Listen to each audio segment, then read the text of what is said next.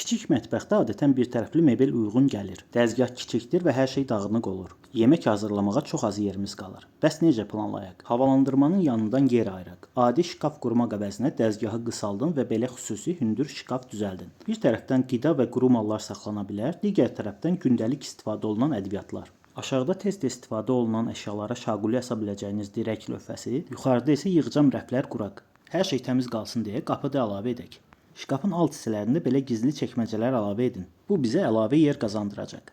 Bir dolab qapısını çıxarın, əvəzinə meyvə və tərəvəzlər üçün metal sürüşmə səbət əlavə edin. Üzərinə isə uzadılmış dəzgah rolunu oynayan, çəkilə bilən lövhə yerləşdirin. Yemək hazırlayanda çıxarıb istifadə edə və sonra geri qaytara bilərsiniz. Yerdən qənaət etmək üçün qarşı divarda 20 sm dərinlikli saxlama dolabı əlavə edin. Gündəlik əşyalar alt tərəfdə, üst hissədə isə qab-qacaq üçün yerimiz olsun. Divarda isə kiçik mətbəx əşyalarını əlavə edək. Bu qədər. Dizayn və planlama üçün mesaj bölümünə yaza bilərsiniz.